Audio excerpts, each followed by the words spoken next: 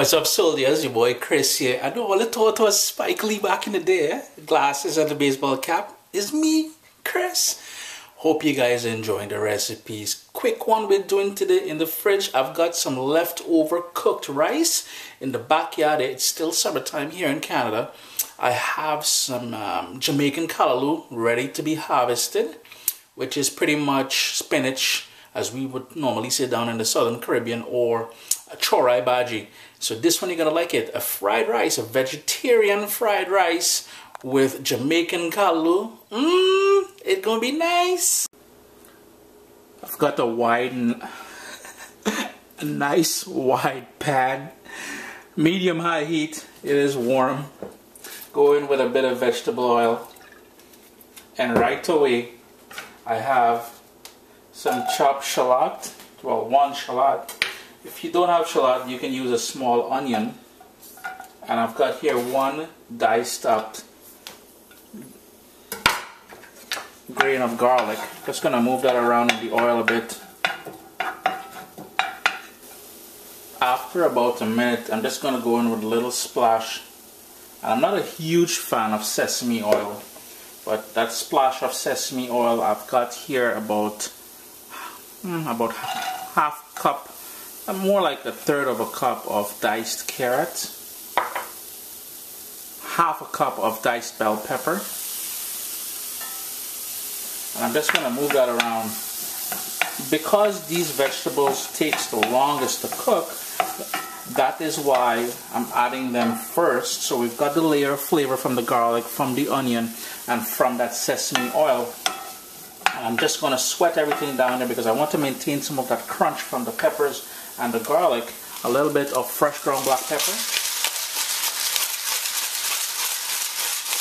And let that go for about a minute or two. Next up, we've got that Jamaican Callaloo. And if you're looking for a video on how to prepare it, go over to my secondary channel at Food FAQ right here on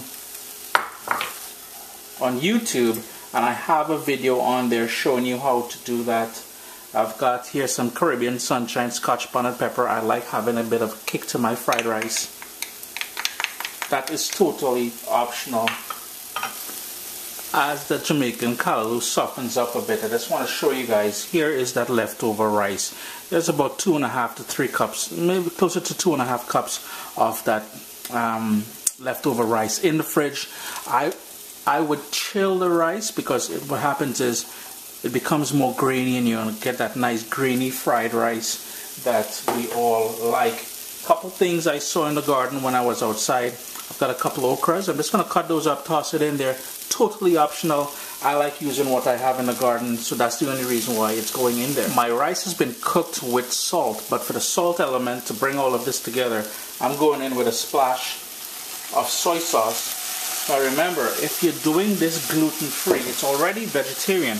The only thing you've got to worry about if you're doing this gluten-free is to get a gluten-free soy sauce. Just going to mix that up, bring everything together, and all it is now is time to add that rice, and then is enjoying yourself with.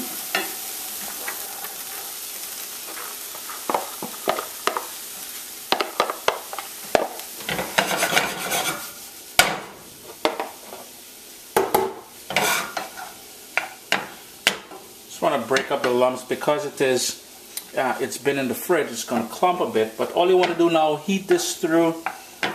And like I said, you're enjoying yourself with this Jamaican Callaloo fried rice. We kind of put just about everything we could find in there. And you can tailor it to your own liking as well. So there you go, friends. A wicked Jamaican Callaloo fried rice. Let me throw that a little close up. Let me just turn off the stove in a second. But you're going to like this one. You use that leftover rice from the fridge. We got that Callaloo from the backyard. If you don't have that Jamaican Callaloo, you can always use just spinach, and you're good to go. Remember, gluten-free, vegetarian, and simply delicious.